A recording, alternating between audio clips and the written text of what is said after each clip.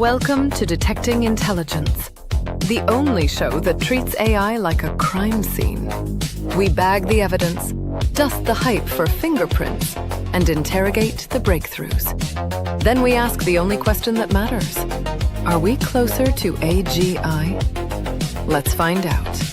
Here are your hosts, Frank and Ronnie.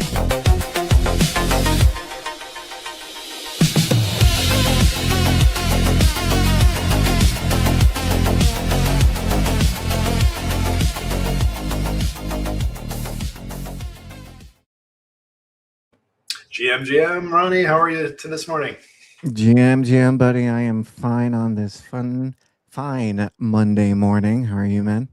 Doing very well as well. Just a little bit of a different environment, as those that have seen some of our past shows probably recognize here. I've got a denim shirt on instead of a collared shirt and blazer, and had to cover my background because I'm working from home actually today.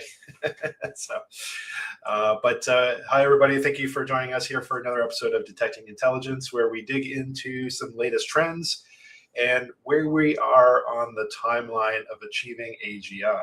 I've got my co-host here, Ronnie, joining us from New York City, and I'm joining in from Kingston, Ontario, Canada. So what happened over the weekend, Ronnie? What's new with you?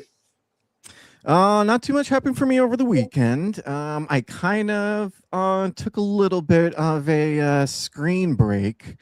So just a little bit, not too much of one, but yeah, I needed a little bit of a screen break. So I wasn't following too much as far as AI, AGI related news, as far as whatever dropped over the weekend. But other than that, I just caught I got some fights on Paramount. I watched some baseball, and overall, it was a pretty chill weekend. But I'm very excited on getting to chat with you again and getting a little caught up in what happened in the AI space while I was taking a little bit of a break. Oh, that sounds great. Over here on my end, it was kind of an AI-filled weekend, actually. I went to go see the new AI documentary on Friday, which was... Right, you did. Yeah, quite interesting, actually. I will say it had a lot of doom and gloom. And I think it's a good capture, though, of where a lot of people are kind of sitting right now with the way the world's going and AI. And the director kind of came at it from an interesting lens where he just found out that he was having a kid, and he was wondering, like, is this world safe to have a kid? And he started interviewing some of these AI experts initially, and they were all saying, no, like, I'd wait and see like how this plays out first. So he, in the film, you can see him getting like kind of gut wrenched, and he's like, oh, like, I'm feeling hopeless. I'm feeling kind of gutted. I don't really know, what kind of world we're going into here. And one interesting line that really kind of jumped out at me is that a lot of these tech experts aren't expecting their kids that are infants right now to make it to high school. And I was just like, wow, that's kind of an interesting and dark. What does that mean? What is that? What did he mean by make it to high school? Like that the world would end before they made it to high school? They left it up for interpretation. Yeah, they didn't really. Is that how the movie ended? Is that how the documentary ended, or is it just a part of it? No. So I will say they kind of skirted back, and then they brought in I forget what there was a specific term they used. It's like techno optimism or techno optimist. Looks like Ronnie may have fallen off his planet there. Oh. There you go. I didn't want to say anything because I didn't want to interrupt. So it was this techno optimist is what the title was, and it was essentially like a montage of these optimist people that said, no, like I'm actually super excited about the world that this means for our children. Like even Sam Altman was in it, which I was surprised to see, and his line that I've heard him use before, he did bring back, and he's like, our kids are never going to be smarter than AI. They're going to grow up in a world where AI is the master intelligence. It's just like, that's kind of an interesting perspective. But he also gave some confidence to the director by saying he's expecting his own kid right now as well too. So that gave the they're also going to grow up, yes, along with them, like pretty much existing into a world, being brought into a world where it's pretty much established that there is this computer, this supercomputer that kind of oversees everything, in a sense, along with humans, of course.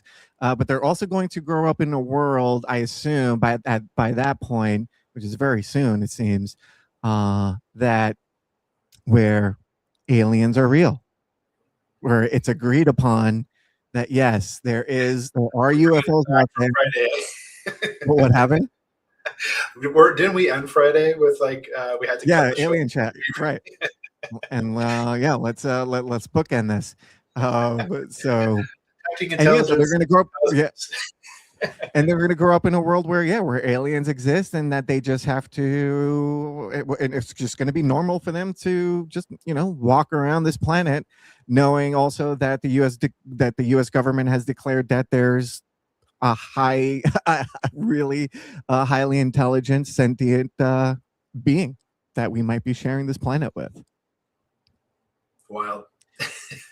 It just, there's a lot of signs out there that indicate that that the White House is preparing all of these UFO documents, UAP documents, to make a statement. I heard actually just the other day that somebody noted, and I haven't fact checked this myself, so please, if you're looking at it, fact check it. But apparently, aliens.gov got registered. Exactly right. So that's interesting. But maybe it's illegal.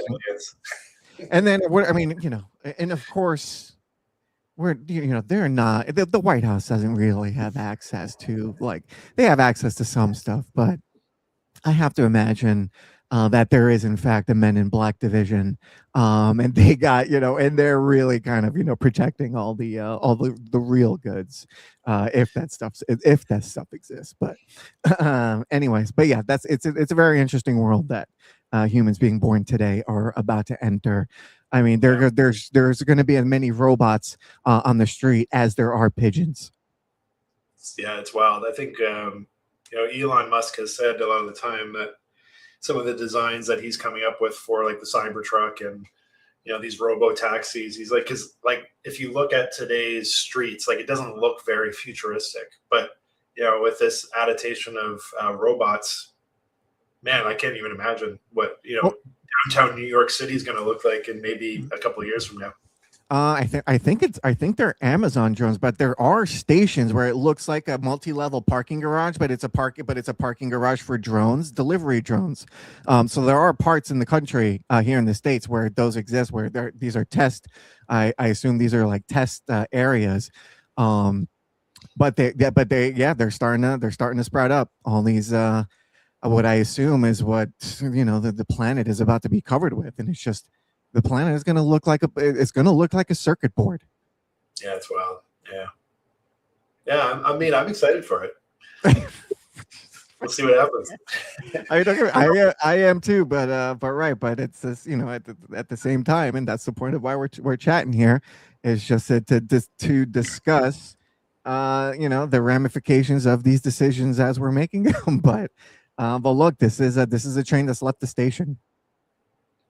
Yeah, there's no closing the lid anymore. There's no closing the lid anymore, whether we like it or not. And I don't. Yeah, there's really, even if we wanted to, if humanity said we wanted to, I feel like there's not much we could do about it. This is a runaway train. But there is a lot of exciting stuff. Don't get me wrong. Just balancing things out here. And I think that is one of the other messages from this AI documentary as well too, is that. They said, there's two camps right now, and it's either like we've got to like slow it down or let it rip, is what they kind of said. Those are the two camps. And they said, like, we need to let it rip, or a lot of people are for the let's let it rip, because if we stop, others are going to just let it rip and get an advantage. And they said that's the most common argument. The one thing that they did come up with was that because right now, the U.S. is leading in AI just by a hair. I think there's not a lot of space there left, but it has, what they've said, afforded them some time to slow it down a little bit and be able to come up with some safer systems. I don't know how much of that's propaganda and how much of that is like reality, but Right. it was interesting. And they had Dario as well on the show, and Nice. he was talking about his take, and he's excited as well too. The one thing that was hilarious though is they wanted all of the major AI leaders to give input. And when they got to that segment of the documentary where they had Sam Altman sit down, then Dario sit down, they had the chair empty and Mark Zuckerberg's name tag, and then it just said decline to respond to the documentary. And then they had Elon Musk with a blank chair and just like a busy signal. And they said that he originally had agreed to be on the documentary, but then got too busy. So I don't know. It was pretty funny. Well, maybe he didn't have his AI assistant built yet. Did you catch that? I breezed by it that apparently Zuck has like an AI VP assistant helping him out. Yeah. I mean, anyway. They're not doing a good job then. Yeah, we'll see. So far, it doesn't look like it. But anyways, yeah. No, I breezed on by. I just breezed by it real quick, but it looks like he looks like he's got some sort of AI bot, helping, that he's collaborating with. So, sounds cool. Yeah, I mean, that's the meta right now, so it makes sense. Yeah, 100%. And Jesus, and and think about the models that he has access to. Oof. I think all of these guys, just the tech that they have access to is crazy. Like if you think even about the news that came out last week from Anthropic about this Mythos model, right? That has apparently been uncovered by people doing some digging into the back end of Anthropic, and how they are concerned about releasing this model because of the security risks that it poses. I don't know, like you hear people already, a buzz right now that in the next couple of months we're going to see this release, and it's going to be like 10x from what we're seeing with Opus right now. I find it hard to, think that that's it. Like, I'm sure it's going to be impressive, but nobody really knows other than those that are working with this model. But it goes to show you just again, how crazy this space is getting. Frank, did I get your? I don't know why your @ disappeared from the PFP here. Is that the right one? That's it. Yep, perfect. Nice. Okay. All right. Well, it looks like we have a couple of viewers here. So, viewers, if you're actually live human beings, just post something in the comments here, just so me and Frank can test out to see if we're just getting watched by a bunch of bots, which is fine too. We don't discriminate. Bots, hello, you're more than welcome. But we just want to know how many humans are out there actively watching. So again, all bots are welcome here. All right, so I got the first story here queued up that we received from our Detecting Intelligence newsletter. Frank, you always talk about our newsletter the best. You want to tell us the folks real quick just about the newsletter, which is are covering the stories that we're about to chat about? Yeah, we're getting very close, I think, to a copy that's ready. So again, we have this feeding into MailerLite, and it's essentially a capture of everything that happened with AI that's relevant to this advancement to AGI, which again is artificial general intelligence, based off of the website, the 2027 AI timeline, where there's a hypothetical scenario of where certain events happen at certain times, and then eventually leading to the super intelligence. So we're actually checking on a daily basis, on a weekday basis, how we stack up against that timeline, where we are, and what is the IQ score, as you can see here on the screen, that we're currently assigning to AI. We explain how the score works too in the newsletter, which the calculation, it kind of goes into what are like some of these specific tasks that AI is capable of doing right now on its own, logic, how it comprehends. And there actually is something that we'll have to get together on, Ronnie, that came out from Google, which we talked on last week, which was some structure around like what does consciousness mean, like what could be a scoring system. So I think we'll learn from that. And then as Ronnie's kind of highlighted here, we also look at where are we today with the best models. So what models are ranking the best, and that's overall based off of the score in this chatbot arena. And then we have AI select 3 stories from credible sources that it feels is making a big impact in our trajectory towards AGI. So we review that, and then we debate these stories here live on the show. So we're hoping that this newsletter is going to be ready to go public for Monday, and then you'll be able to subscribe and get this newsletter in advance to the show. It's going to come out at 11 p.m. Eastern Standard Time, the night before our live episode here. There will also be a companion pre-show episode that you can listen to on Spotify, and that's linked in the bottom of the newsletter there as well, and give you a couple of different options. So yeah, we're really looking forward to making this available, because the intent here is that as we grow, we'd love to have a few people come up and comment with us here on what they feel is happening in the space. I think we all can kind of get a better idea and a better picture if we come together and we debate and talk about this publicly, and that's what we're hoping to do with Detecting Intelligence. I don't know, Ronnie, anything I missed there at all? Amazing. That's why I handed it off to you, man. Perfect. Yeah, folks, and no BS. This really is, Frank did a really good job with our bot here to create this newsletter, and I'm a big fan. This really is a newsletter that I would be reading myself every day, and I get a lot. I subscribe to a crap ton of newsletters, and I definitely don't read them all. I only read my select few. Occasionally I'll, if the headline catches me, I'll check some out, some of the other ones I subscribe to. But no, I do enjoy getting our newsletter every evening. It's good stuff. Anywho, all right, well, let's get to the first story here. We talked about it before when this whole showdown started between Anthropic and the U.S. government, but Ben Anthropic wins. So so they just won against the Trump administration with this federal judge ordering the government to reverse its decision, labeling the company a national security risk. I mean, geez, that's a stretch. So they won. I don't know. Did you catch this bit of news, Frank?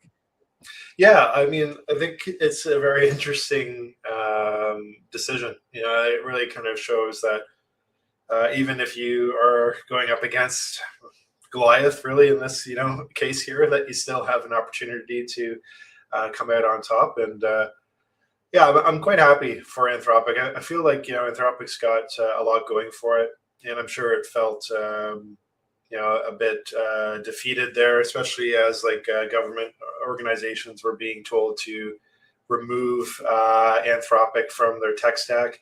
It was interesting, though. I think from what I saw on social, a lot of people decided to do the opposite and remove ChatGPT and go with Anthropic because they were, voting that way with their wallets essentially. So I'm happy for them. I think it's a good it's an interesting move. I still have my questions about OpenAI and kind of everything that transpires in that company. So I've put all my eggs in Anthropic as well too for the time being, and happy to see them kind of come on top on this.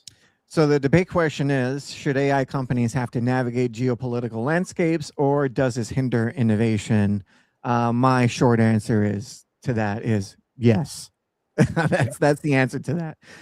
This is a delicate dance that AI companies are just going to have to do for the foreseeable future, just because of the scale of what we're working with here and how it's going to affect and is affecting society. So yes, absolutely, this is right. And not only do they have to do this, but they have to do it really, really well.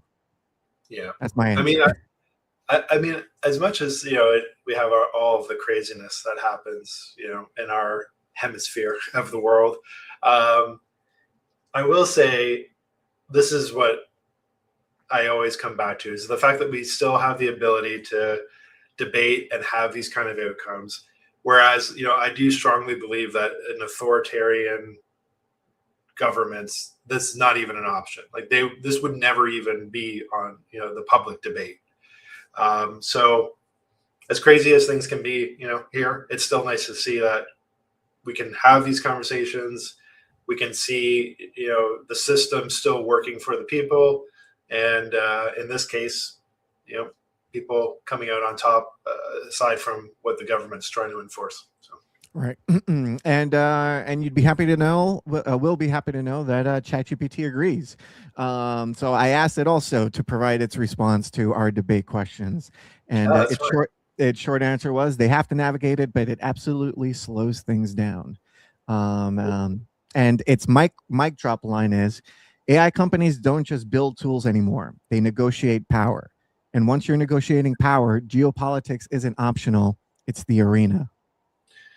Yeah, one of the things that also was in the documentary that came out as one of the key takeaways is that we need two things in particular. We need a population that is much more informed and able with tech. That is a problem, and not just AI, but tech in general, like using technology and understanding technology. And then in addition to that, we need more people at the table talking about, what the impacts are of technology on society, because it's still, unfortunately, only being decided by a few, right? And our current government, across both countries, really, Canada and the United States, it's still too slow, like nowhere near the speed that AI is moving at, right? So we need to figure out ways that we can get more people involved and speed it up. Yeah. Agreed. Yeah.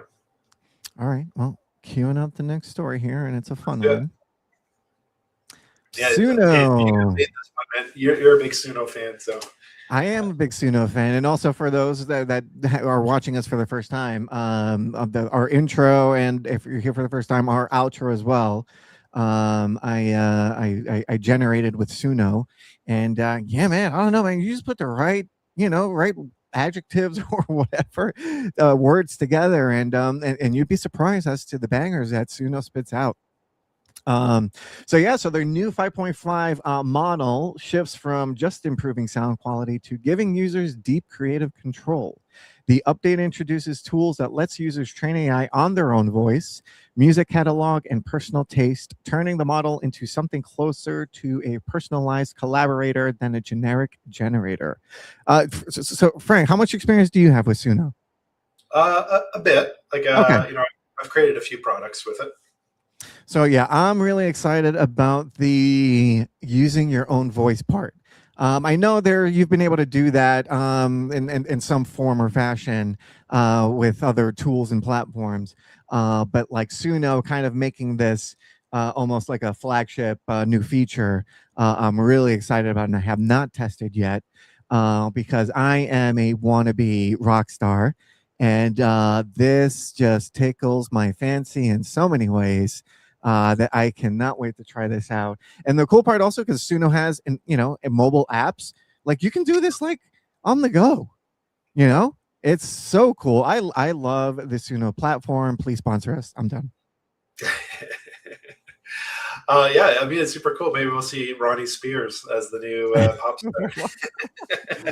Oh man, if you're referring to Britney Spears, dude. I was a major Britney fan when she came out. Excuse the F-bomb. But yeah. Oh, that's funny. But dude, yeah, no, I'm really I'm looking forward to trying this out. Yeah, because I have and something that I always kind of do is just, when I come up with like a jingle or a melody in my head, like I pull up my watch to my mouth and I just like jot it down. I've never done anything with them, but I have a little library of jingles that I'm dying to throw at Suno. So yeah, this new feature looks really fun. Yeah, I mean, it's super cool. I think the only question I would have is, again, looking at potential for bad actors with this stuff. Like, how secure is your voice recording? I think we're assuming a certain amount of risk by doing these shows already, because people can easily go to 11 Labs, take these video recordings that we've created, and recreate our voice already. But it's something to think about. Like how much you're going to put out there that could potentially come back and be used against you in the future. Yeah, and then also that that brings up, because this is the world that we live in now, folks, for just for your personal security between your friends and your family, like you guys need to establish some sort of like code word for if you feel like you ever get a call from from a loved one or someone in distress or something like that, and they sound a little off or weird. That might not be the person you think it is. So it's really, as far as I know right now, that's kind of like one of the best ways to circumvent a situation like that, is to come up with some sort of code word between your friends and your family that you can say to see if you're talking to the right person. Anyway, so just quick tip there. Yeah, good call on that again. I think it's an important piece, especially for and not to discriminate here, I'm not implying any discrimination, but elderly members of your family. I think they are, unfortunately, one of the ones that are getting targeted the most these days with a lot of these scams. We've heard here in Canada a lot of grandmothers, receiving calls from their grandchildren, claiming, or someone claiming to be a grandchild and asking for money, and then money being sent because they don't have these kind of systems in place. It's unfortunate, but it's the game that a lot of these bad actors are doing right now. So, absolutely, yeah, no, it's really important that that we take our security seriously. So, and that's in security everywhere. On our devices, and the things that we use digitally. Passwords and all that stuff. And if you're in the crypto space as well, and you're not necessarily like an expert or moderately advanced, storing your passwords in safe places, and not sharing them, of course. All that stuff we have to take into account and be careful with. Because quantum computing is coming, and it's scary. So anywho, so the next story, you know what? Let's just breeze by it real quick, because I wanted to get to the sun thing, because we're running low on time. But the story that I was going to bring up was, Jensen Huang recently stating, I think it was a couple of days ago, I forgot who he was talking to, maybe Lex Friedman, saying that we have achieved AGI. But an article from Fortune here, I'm not going to bring it up, I'm just going to bring up the other story, but that no one can agree on what AGI is. And still, we that's can't the end of the agree. show. I guess we're done the show. Yeah, and that's all right. Exactly. So what are we doing here? What are we doing? This is the final episode before we get started. I just wanted to say thanks for the 2-week run of the show. Yeah. So it's just we're in this situation now that we can't agree on what this thing is and what it looks like. Yeah, dude, what are we doing here? I don't know. I think it's over.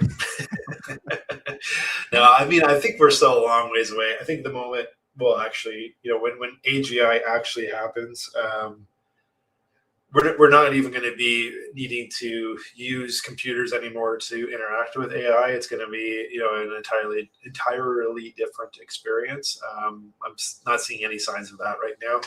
I think, again, in my opinion, yeah, there's definitely some signs of like some amazing things happening. If we look at things we've talked about, like paperclip and the ability to have AI through a very defined goal, be able to understand enough to, work on things without the involvement of a human. But I don't think that, it implies intelligence. I think that just implies a good program, essentially. So, yeah, I think we're still a ways away. How far away, yet to be determined. I don't think it's that far away, but yeah, it's interesting. All right.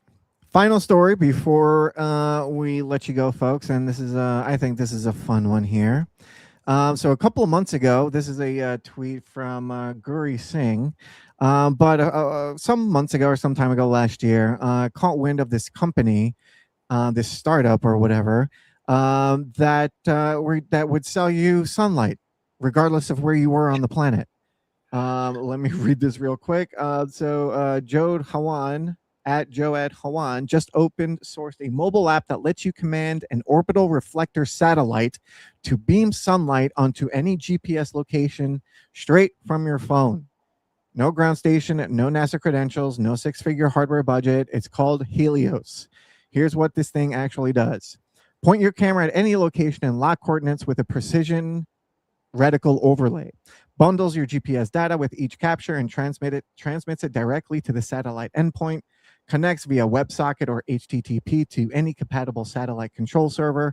Runs a fully simulated demo mode so you can test without real hardware. Saves endpoint credentials locally across sessions. Zero login required. Ships with no in-app docs. Setup guides, FAQ, yada, yada, yada.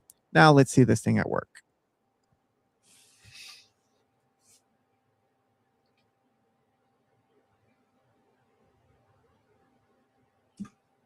So, like, is this real? Like, I don't know. I can't. I don't know. It blows my mind if this is even like something that could be. Frank, possible. if this is real, I quit. Like, I don't know. Frank, if this is real, I quit. What the hell do you mean I can order sunlight on my phone? What are you talking about? Maybe we need to try. What are you talking about? That there's an app on my phone that I can order sunlight on command. It's wild, man. Oh my God. I don't know if this is real. Probably we should have verified it before we went wasted people's time on this. Whatever. Even if it's fake, that was a cool 5 minutes. What the hell is that? Look, here it is. Here's a GitHub repo. Certainly getting a lot of attention. That's for All right, sure. hold on. I'm scared to do this because I don't want something to show up here that shouldn't. There must be a cache. Does this beam light as an does this beam the light as an effect on my phone? Explain the working on this. All right, what did Grok say? No real catch for a demo app. It's a fun open source simulator built in. You can point your phone's camera at a spiral. Tap capture. App sends a JSON command over. Okay. In demo, it shows AR style effects on screen only. No actual sunlight beams anywhere. Real orbital reflectors like reflect orbital plan ones aren't live yet, so no hardware control. Pure mock for now. Okay. Mock for now. Yeah. Well, I guess we'll see what happens. Okay. So whatever we just, so what did we just see then? Was that just like a simulate? Was that just a demo of what this is gonna do? Yeah, it must be like an AR kind of like demo. Or is this just like beta that these guys actually have working right now, but just hasn't, that there's just no public access to it yet. Anyway, all right. Well, that was fun for now. But could you? All right. So it does look like this is potentially something that's actually being worked on. But holy crap, that's cool, man. That's cool, man. Wow. Nice way to end the show. With the wonderful part on it. Yeah. That's a show. Well, that's thanks for watching, folks. If you are real human beings, and if you're listening back to this, thanks for tuning in. Yeah, Frank and I will be back tomorrow at 9 a.m. Eastern, and we'll be chatting with you about whatever happens today. Won't we, Frank? We will. We'll be here right. in just over 24 hours. Exactly. All right. We'll keep it short and sweet. We'll be back tomorrow. Adios. All right. Bye for now, everybody. Stay here. Today's evidence is logged. The timeline has been updated, and the future remains under investigation. If you found this useful, please like the video and subscribe to the channel. And don't forget to turn on notifications so you don't miss the next analysis. You can also drop your questions in the comments. We read them, we use them, we investigate them. And for deeper dives, join the newsletter at detectingintelligence.com. Thanks for watching. See you next time, friend.